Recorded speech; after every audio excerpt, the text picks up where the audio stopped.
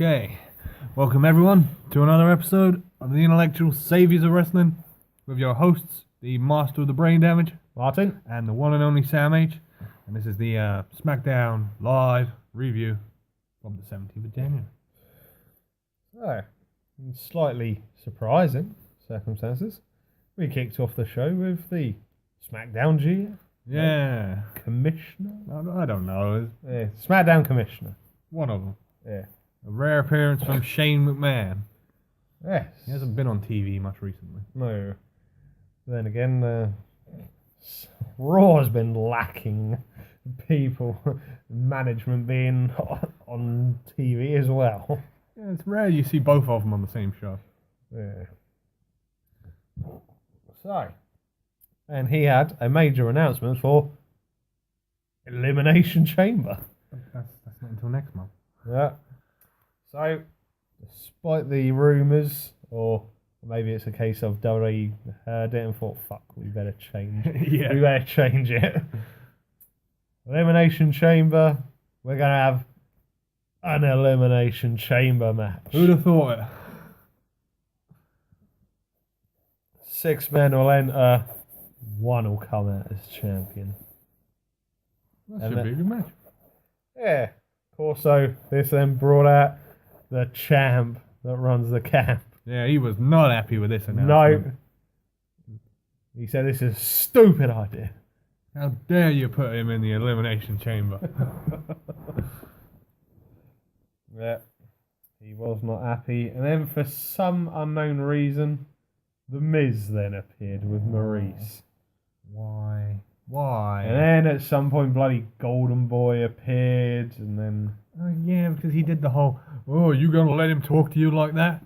Yeah, he was trying to wind up AJ and the Miz, and then they got into a foul mouth of words, and Miz, in typical Miz style, talking about the past, kept on rambling on about it. He beat up John Cena before John Cena was cool, and he's already main evented WrestleMania 6 or 7 years ago. 6 years ago, in a match no one cared about.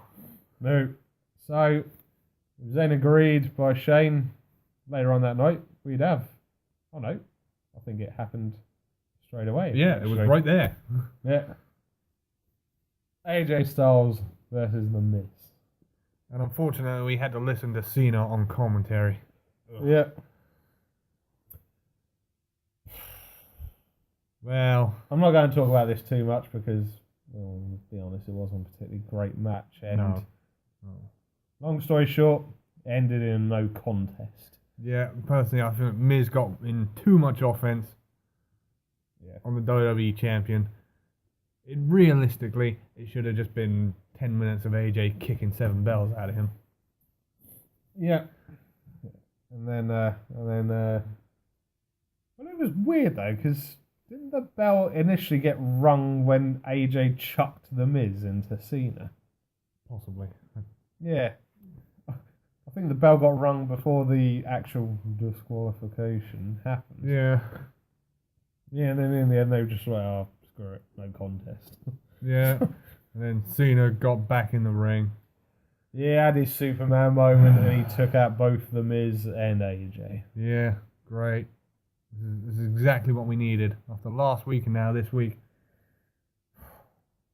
I can only hope and pray that AJ beats him again at the Rumble. And when you thought all the crap and rambling on of absolute rubbish would come to an end, he said, no, we're not done yet. No, they're never done. We had a war of words between Nikki, Bella, and Natalya. And of course, straight away, Nikki was just going on about it. Come out, Natalya, and let's do this right now. Then she didn't appear, and Nikki said, well, of course you wouldn't have the balls to come out. No. Then, unfortunately, Natalya was then at the top of one of the entrance ways in the crowd. Yeah. Then she started banging on about Cena and how she's the best heart ever and all this rubbish. And then for no reason whatsoever, she went to one of the merchandise stands and went off on one saying, "Where's my merchandise? Why is there all this Cena stuff and Nikki Bella stuff?" Admittedly, there was only like 2 or 3 items of Nikki Bella merchandise. Then she just sort of turned around and said, "Well, you know what? Nobody can have any Nikki Bella merchandise." But then at the same time, she grabbed Bret Hart's merchandise and she grabbed Cena's merchandise as well, and she attempted to chuck it in the bin. And then by that time, Nikki had made her way up to Natalya, and they just ended up having a brawl. But for once, the Secure actually done a half-decent job of keeping them apart. They did. I just like to point out that, Natalya, the reason there's no merchandise for you is because you don't sell any merchandise. Yeah, pretty much. I can't remember. I mean, remember when we were in Birmingham for that Raw? I saw pretty much every T-shirt imaginable, every T-shirt going. Not one person was wearing a Natalya T-shirt. Nope. Hell, I even saw a Santino Morella T-shirt. But Natalya, forget about it. So, that was the end of that one. And before we move on to the next match, this next one got sorted out backstage. Once Shane was done making his announcement, he was backstage and he was approached by the lunatic Intercontinental Champion Dean Ambrose, and Dean was saying he wants a piece of the Wyatt family. So then Shane was there going, yeah, that's fine, you know. If you want Bray Wyatt, you know, that's fine, I can arrange that. And he said, no, I don't want Bray Wyatt. I want to take the head off of the snake. I want the Viper. But did you pick up on the other thing he said? Probably not. He asked for a new belt. Yes, he did. Because he said that Intercontinental title stunk of Miz. Or something like that. Yeah. And Shane agreed and went, oh, yeah, it does stink. Whether it means they're just going to change the strap, there's been rumblings that they're going to give it a blue strap. Yeah. Or they're just going to change the whole belt. We'll have to wait and see. Yeah, so, and that's our next match. Right. Dean Ambrose versus Randy Orton. Of course, Randy didn't come alone. Nope. He had Luke Harper and Bray Wyatt.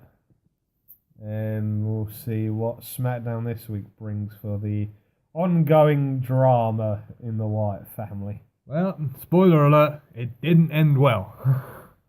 No. I mean, this match was back and forth. It was decent. Very technical. Yeah. But, again, it had a very lame finish. Yeah. I mean, for some strange reason, Luke Harper got involved again. Yeah. Even though his interference in the last couple of matches has gone completely wrong. So why he decided to do it again? Your guess is as good as mine.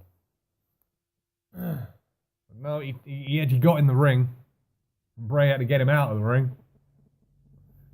And I think Dean won with a roll-up. Yeah, quite possibly, yeah. Yeah, I'm sure it was a roll-up. Yep.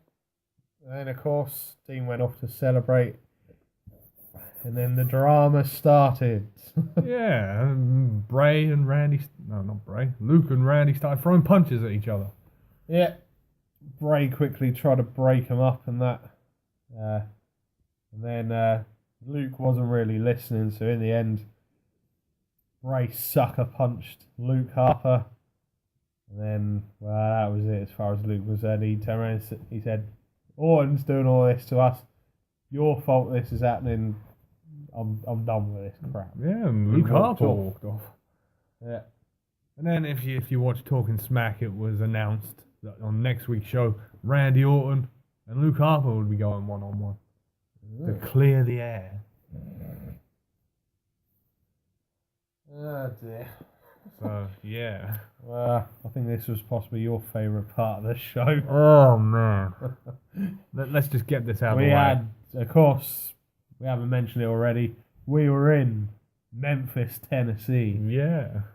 The home of the King. Yeah, Elvis Presley. Oh, you meant the other King. Jerry the King Lawler. Yeah. And of course, to go along with that, we had a special edition of The King's Court. Now, there hasn't been a King's Court since like 1999. It's been a long time. And for no reason whatsoever, Dolph Ziggler was his guest. You see, now, this is one of those times where I really wish they hadn't have brought up what they brought up. Yeah. Because it was uncomfortable. Yeah, they went back to, was it on Raw in 2013, Yeah. I believe it was. I think so. Yeah. Ziggler was in a match against Jerry King Lawler, and he dropped multiple elbows on King's chest, and then you know your history. Very, very shortly afterwards, King suffered a heart attack. Yes. And had it not been for the medical staff at ringside, he would have died. Yeah. So King... I'm not sure of the history about it, but apparently there was some messages and King blamed Ziggler for causing it. Yeah, so then obviously trying to keep him away from the dark side of heel. Jerry was there going, look, you don't need to go down this road, Dolph, you know, it's not worth it. Then Dolph then proceeded to tell him and say, shut your mouth, you don't know what you're talking about. Don't make me finish off the job I started 4 years ago. It's just... Yeah. There's certain things that you just wish they would forget. Yeah. There's times when reality tends to blend in a bit too much. You don't want them to go there. And for no reason whatsoever. King ate a boot from Dolph. Yeah, Dolph super kicked him in the chest. Yeah, very much the chest, not the chin. Yeah. Can't stress that enough. And then JBL ran in the ring. Well, he attempted to run in. He tripped over one of the wires on the way to the ring. And you just had King get up and scream at Dolph, who was running up the apron. Ziggler! And you're like, oh, God, do we really need to see Ziggler versus 60-something-year-old Jerry the King Lawler? No, we do not. It doesn't build momentum anymore. So hopefully that's not where they're going on this one. No. So, on to the main event of the night. Yeah. Of course, this was announced last week. It would be the first ever women's cage match on SmackDown Live. Alexa Bliss versus Becky Lynch. Yeah. And of course, I go with the traditional crap. Well, when I'm fed up of La Luchadora keep on getting involved, so this match, there's no chance of that happening. Famous last words. It always happens pretty much every time. Yeah, because if you remember what we said last week, because apparently women can't climb cages. Because cages have kept out interference all the time, haven't they? Yeah, of course they have. Oh. So yeah, this match was going along relatively okay. And then we got to a moment where I think Becky Lynch attempted to leave the cage through the door. Yep.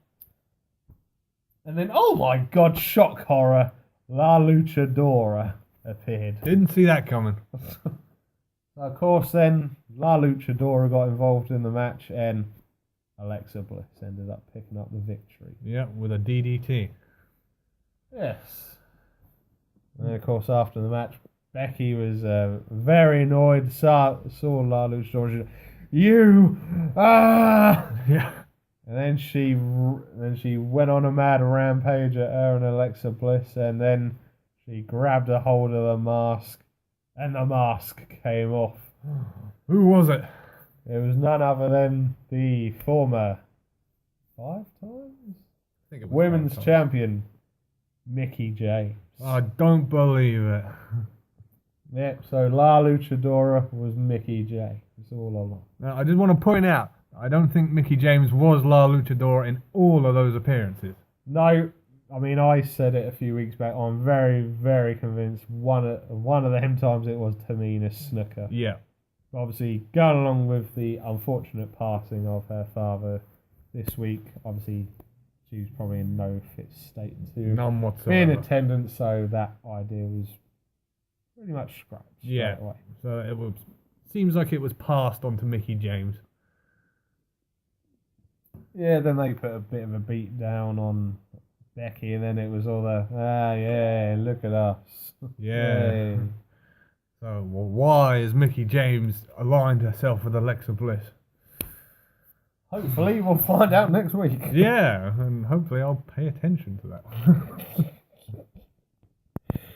Yeah, and that was Smackdown for Yeah. another week.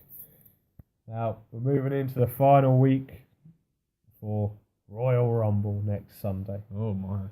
I'll tell you what, I can't wait for this event. It should be pretty damn awesome. Yeah, it's a stacked Royal Rumble. And I'll be intrigued to see what special entrance we get. I'm hopefully expecting at least 3, but we'll wait and see. Well, hopefully number 23 does the business. We're doing a Rumble pool this year. And I've got my money on 23. I've gone for 27 myself. It's one before.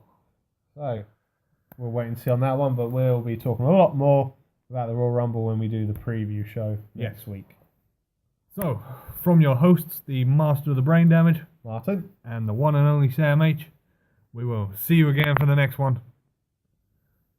Adios.